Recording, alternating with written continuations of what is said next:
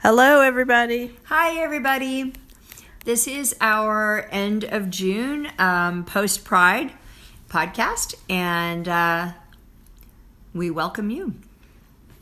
Yes, it is the end of the month. And I'm just on my way out to take a little vacation here to go see my sister for 10 days, although Miss Chris is quick to call it 2 weeks. Well, it's basically 2 weeks.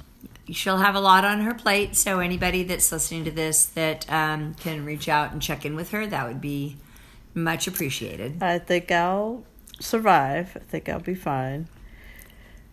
So what are you looking forward to doing when you go to see your sister? Well, it all kind of started, always, I want to be with my sister always. There's no doubt about that. But the past many years, Claire has come to visit me here. And so I'm really excited to go visit her in Rhode Island, truly just for vacation. The last time I was there, I went to go help her out after some personal things, and I loved my time there. But this is really going to be about actually seeing Rhode Island and Providence and Cranston area in particular as a tourist, just for fun. So what are the things that are on your to-do list there? Well, as you know, my sister and I have a relationship in which we often have all kinds of, ideas and to-do list things, but then end up doing the thing that we do the best and love the most is just hanging out and reading and playing cards and games and talking and getting caught up.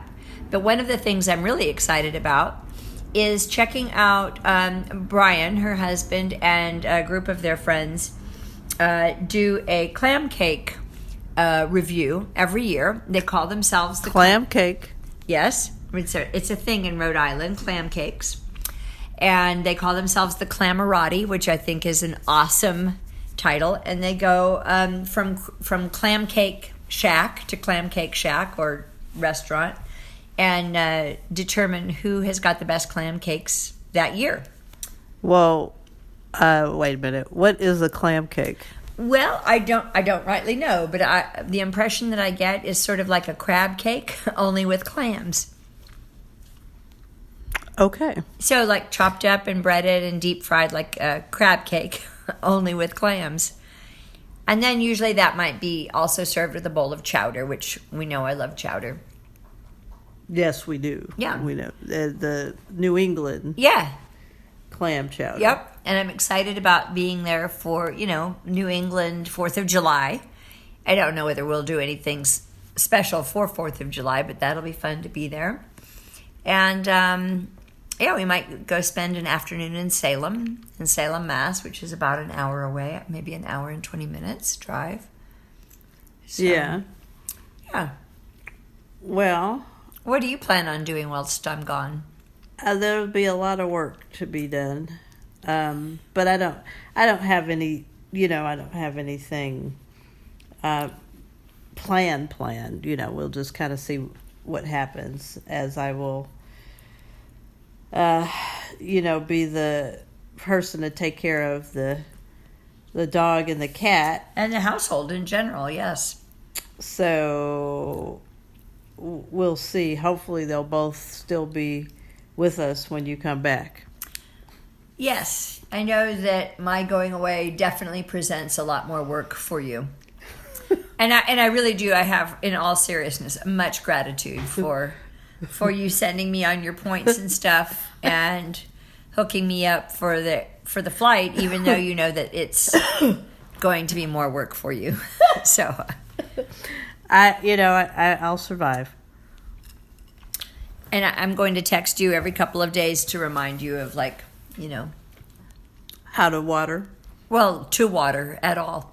Yeah. Like to water the plants. We've got little green tomatoes that are already forming, so we want to keep them alive. Uh-huh. And then also watch out for the snails and the Gerbera daisies. Well, and see, that's kind of the challenge because I didn't know that I was going to need to be dealing with snails. Always when there's gardening, pot.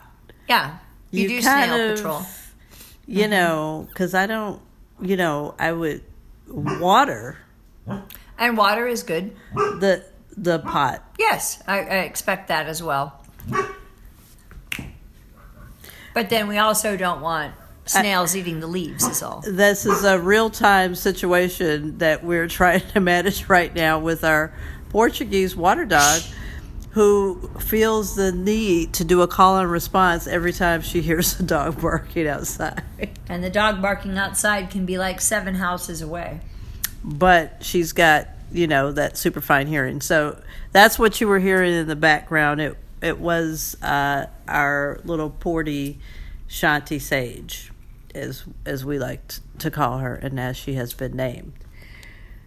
So anywho, I was just saying that, I might not have been so quick to, share the points had I known that I was going to be on snail patrol in the tomato plants. Well, it's interesting you should say that, because snail patrol actually was instituted with my father in the early 1970s in his organic garden, and he would be out in the wee hours, well, probably just after dark. The snails are most prevalent after dark.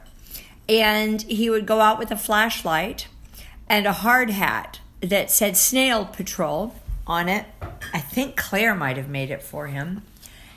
With the S of Snail Patrol wrapped around like an actual snail shell, it looked like. And so he would relocate the snails, because we don't want to necessarily murder the snails. We just want to relocate them away from the basil and the gerbera daisies and the plants. Yeah. So you're on it. Okay. Thank you for that.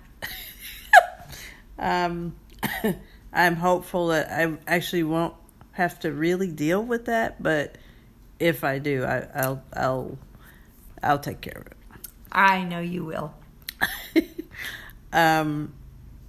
All right, so I'm on that, and yeah, so it I don't know if it's extra work so much as it just seems like I'm going to be here by myself.